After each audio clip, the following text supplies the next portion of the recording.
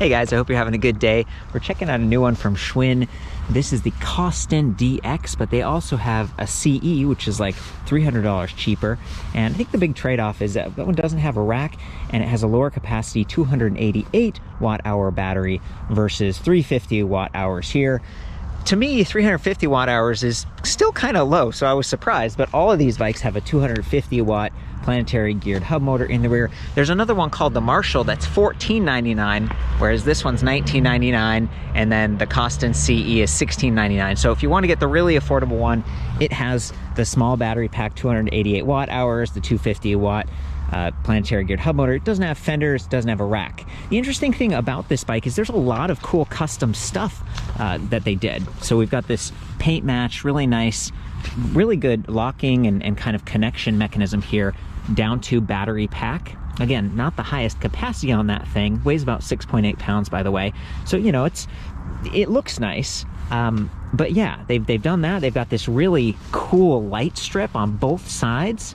They've got integrated lights for safety, which is awesome. They've got this cool, like, aerodynamic kind of streamlined fork. It is not a suspension fork, but they got a suspension seat post, which adds some comfort, but the saddle I found is not super comfortable, and the suspension post, it raises your minimum saddle height. So some people who are a little bit shorter might want to take that off so they can get the saddle lower.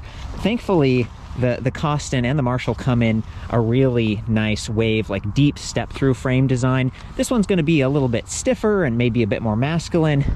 It's pretty cool to see this coming in two different sizes. So even the high step, the step through, they both have two different frame sizes. This is the large one. I did a bunch of measurements back at the site. Unfortunately, they don't give you the seat post or the seat tube length for the small frame. They just give you like the length of it. It's sort of interesting. It's like they measured the dimensions of the bike, but not actually some of the geometry stuff. So I did all of that for the Costin DX that you see here, but I didn't have access to the other ones. So to see like high step, a step through, two frame sizes for each, two colors for each one of those, that's pretty cool. You know, for a bike that's, in some ways, it feels like it's trying to be affordable. Schwinn is a really cool brand. It really moved bicycles into the mainstream in the United States. I think it was 1895 that the founder, he was a German immigrant mechanical engineer, came to the US, launched this company in Chicago. Germany was actually like a big birthplace for bicycles in general. I think the history of that is there was like an epidemic with horses, and a lot of people, the horses died, or they weren't usable anymore, and so then bicycles started to catch on. So this guy comes to the United States, launches this brand, it becomes very popular. In 1992, I think it was transferred over to the Pacific Cycling Group, and they've been doing a lot more with e-bikes in recent years. So I'd reviewed some of these in the past at like a little e-bike summit conference thing, and I thought, you know, that's kind of cool. There was room for improvement, and I still think that's the case here, but it's kind of neat to see them, you know, really investing in doing something very purpose-built. I mean, look at these internally routed cables. I feel like, you know, they're using some of the good technology here. This is one of those internal magnet sensors that's a little bit more expensive, a little bit more refined. I like that they chose to do Class 2, so it's got a trigger throttle here, but we do have the brake levers with the motor inhibitors and stuff. So it feels like, you know, they were really thoughtful. It's not cheap to just design a bike with a battery that's down tube integrated like that. So anyway, coming back to some of the specs on this particular model, 61.6 pounds is what I measured this at.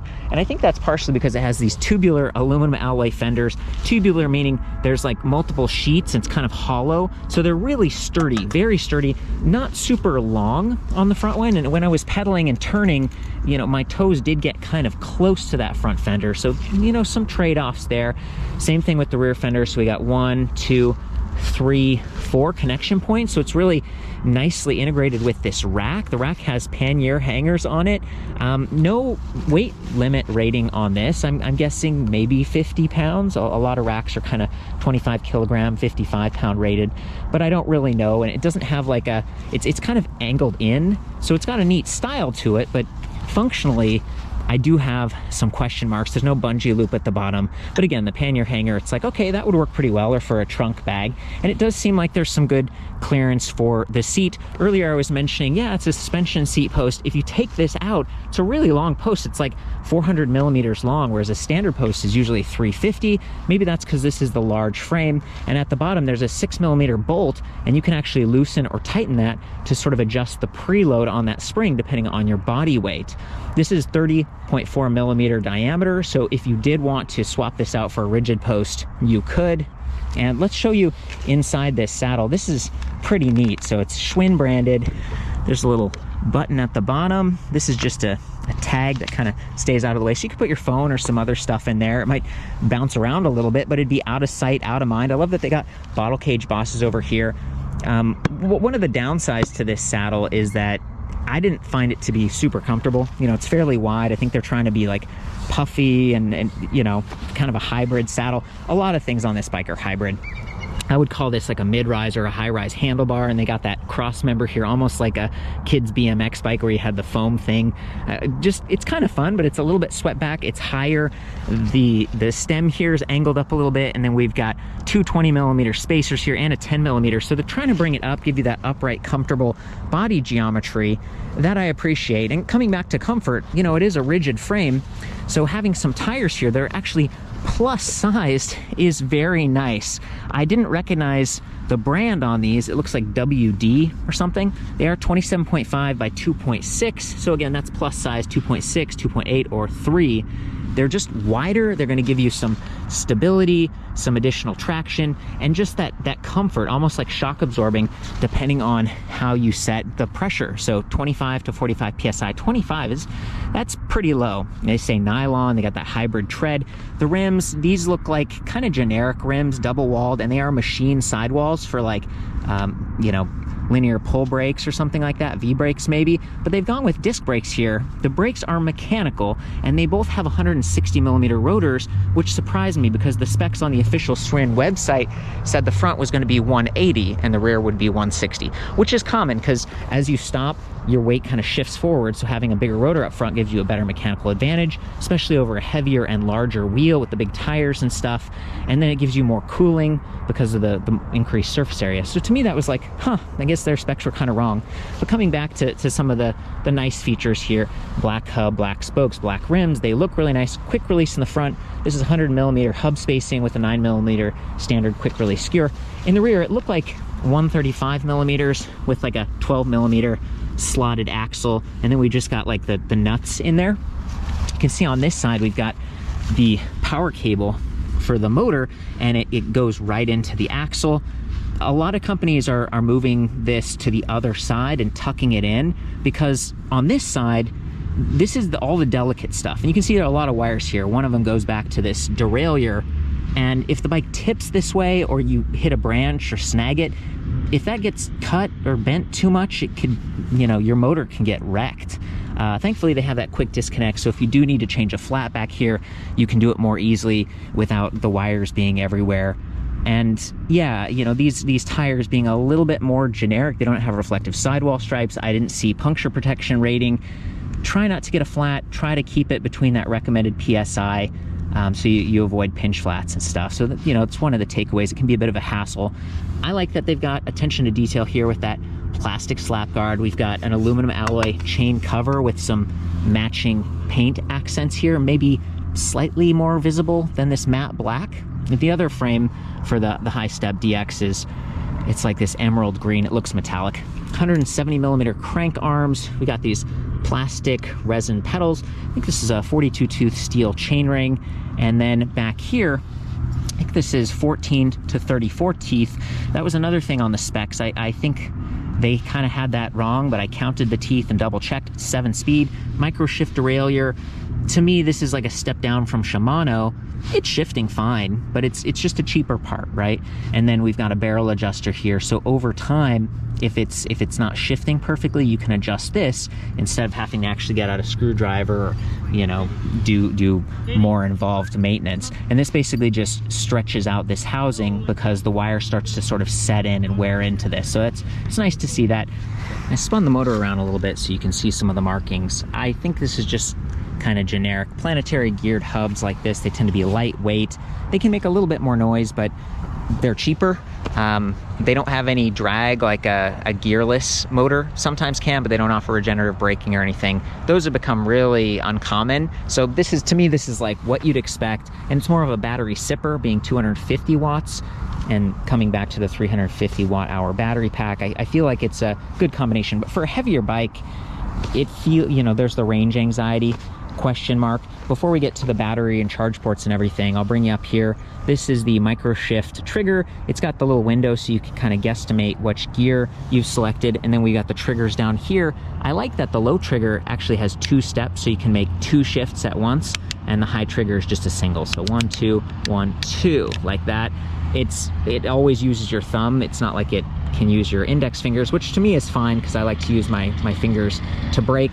And actually, here's a close-up of the brake levers. They appear to be like 3-finger levers. They've got the motor inhibitor for safety on both sides. Really appreciate that. You see there's a bunch of wires up here because you got the display panel and the trigger throttle and everything, but then they get cleaned up in the back. And by the way, at first I was like, oh, is this like tapered steer tube? But I think it's just straight. That's what the website said. And I appreciate, again, it's like they've got a mounting point for that front fender, and then the rear rack and stuff is kind of set up. If you didn't want to use that rear rack, it might be difficult to get your own aftermarket because we don't have threaded bosses up here. You could get a seat collar right here that has like a mounting point. Just thinking outside the box, like, what's possible with this thing? So let's go ahead and come over to this side. You got the kickstand. They positioned it so you can spin backwards without colliding. I like that. It's adjustable length, and although it's sinking into this softer terrain a little bit today, it's got a nice little foot pad, and it's doing all right. So yeah, here is the charging port for the battery pack when it's on the bike. It's in that same spot a lot of companies do, right there near the left crank arm, which isn't ideal. When it's plugged in, it'd be easier to get snagged and bumped. Plus you have to bend down to plug it in versus having things up high, ideally on the right-hand side of the bike, because again, that's the vulnerable side with the wires and the derailleur and stuff. It's plus the bike kind of tips towards the kickstand. So when you're on this side, the bike's kind of like looming over you. But again, this is not uncommon to see. And it's got a pretty good, this works. The little grommet fits in there nicely. There's the locking core up top. And interestingly, there's a power button down here. You actually have to press that every time you want to ride the bike. So in some ways, it's like a tamper resistant thing. So people are getting more familiar with e-bikes, they might try to turn on your display, but nothing's going to happen unless they kind of know that secret. But for me, I like electric bikes because my knees are sensitive, and bending down all the time isn't my favorite thing to do. So it's a little bit inconvenient. It's unique. I can try to make it a positive thing, but it to me, it's a bit of a trade-off here.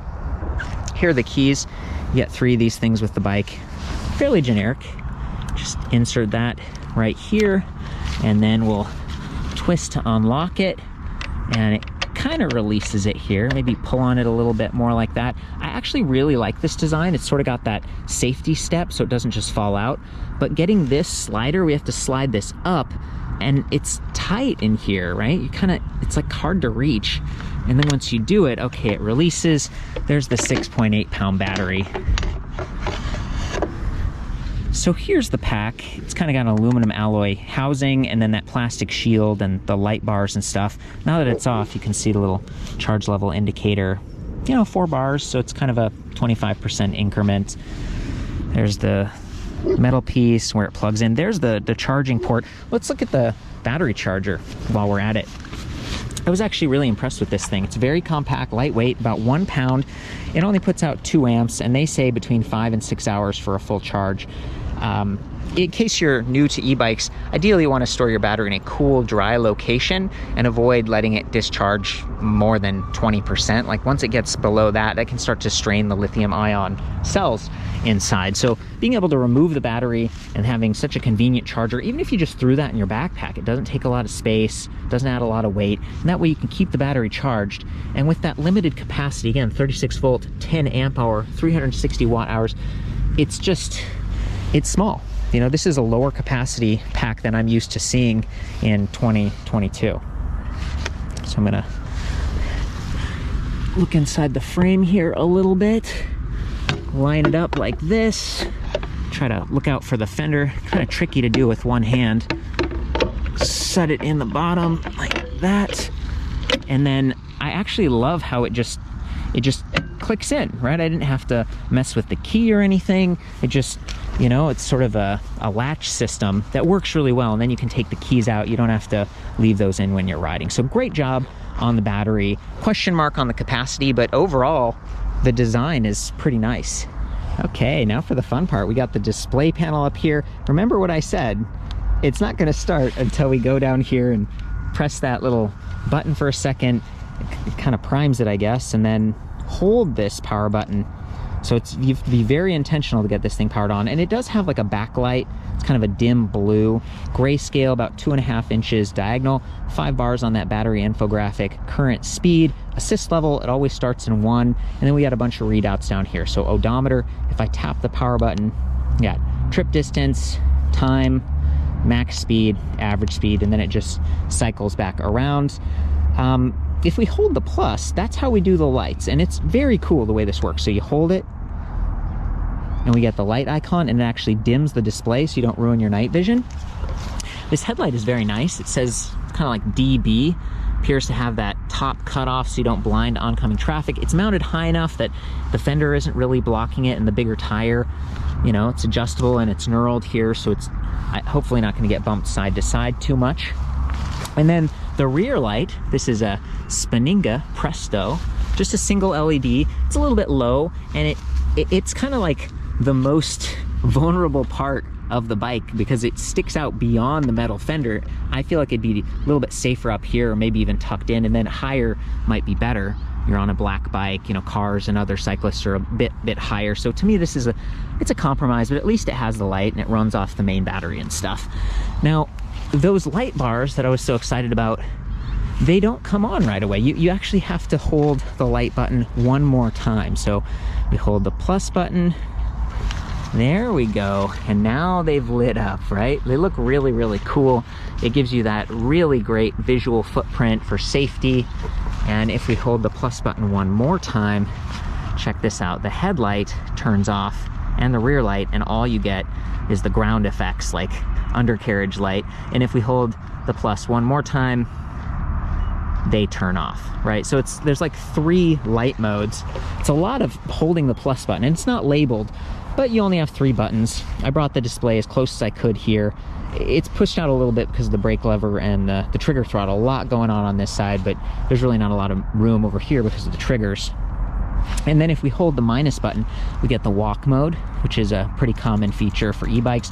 Very nice, given the 61 plus pounds of this bike, especially if you had it loaded up with cargo or something. And that's kind of it. You know, beyond that, you know, we could take it down to level 0 and you could just ride this thing like a regular heavy bike with lights, but assist is highly recommended, and it's kind of working as expected. The interesting thing I noticed is with the 5 levels of assist, they actually kind of limit your throttle potential. So to get full power from the throttle, you need to be in level 5. And to me, that is such a bummer because this is already a variable speed throttle, right? Like if I push it a little, I get a little power. A lot, I get more. So why are you limiting me, making me click these buttons again to get more power? For me, the whole point of a trigger throttle is to like override assist temporarily to help climb up a hill, catch up to a friend, or just get started from a stop sign and then go back to my, you know, comfortable pedal assist level. I don't like having to press the buttons every time. And this is not uncommon. I've seen this with other bikes, but I just want to point it out as an area for possible improvement. It's a minor gripe, but it is something that affects me personally. So let's get on this thing and go for a ride. It's fairly tall, so I find myself kind of angling the bike forward and then stepping over the frame like that. A lot of times I want to swing my leg over, but I bonked my knee enough to learn better. So just start pedaling a little bit.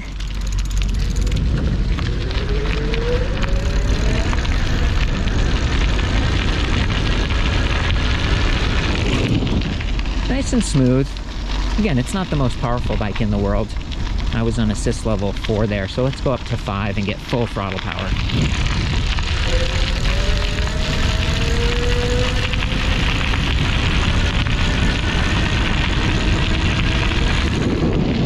And there we are, up to 18, 19 miles per hour. I've been flooring it that whole time, so it did take a minute to get kind of close to full speed. We're not climbing or anything. Very stable because of those plus size 2.6-inch wide tires. Just a beautiful path here. I'm in Port Coquitlam, British Columbia, and this is kind of one of my favorite spots to cruise around.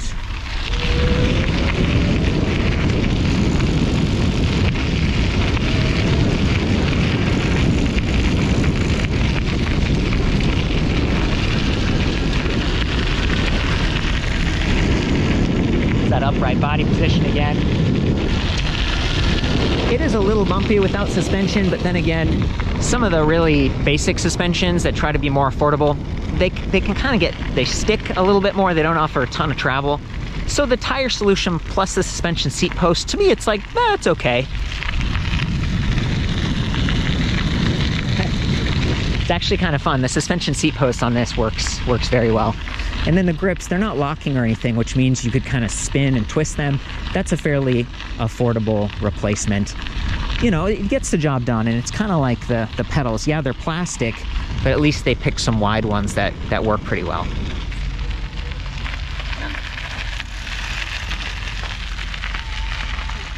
You doing a good job, honey? I think so. The hill climb here. Big hill climb. Sluggish, right? That's what happens got when kind of a basic motor. Yeah. Thanks so much, man. Not a problem. I hope you guys have a great walk. Enjoy it. They didn't have a max weight rating or really a whole lot of additional details back at the Schwinn website. They do have some nice pictures, and I must say that the bike is a little bit quieter because the motor is not as powerful. Do some shifting here.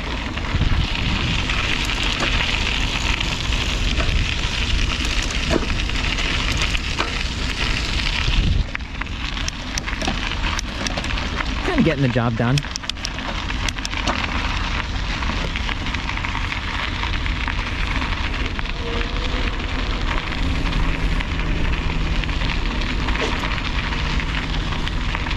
By the way, that's the bridge that goes over to Langley, and I've always thought it was kind of neat. You can see a train in the background and then some barges over here. And in recent months, there was a big storm and there was a huge barge that got loose in Vancouver, and it sort of washed up on the beach. So, you know, never a dull moment. Well, guys, I think that's about it. That is the Schwinn Costin DX, sort of their highest end electric bike hybrid setup with the commuting potential, all the racks and stuff. For the full written review, all the details I measured by hand, check out electricbikereview.com. I've got a cool comparison tool, and you can maybe do some price shopping or compare the features. There's also a forum, so people who have actually owned this for a while might chime in. Schwinn sent this a while back, but with all the rain and snow, I hadn't had a chance to get out, and I really wanted to do it justice and go deep. So I hope this finds you well. I love you guys. Ride safe, and we'll see you on the next one.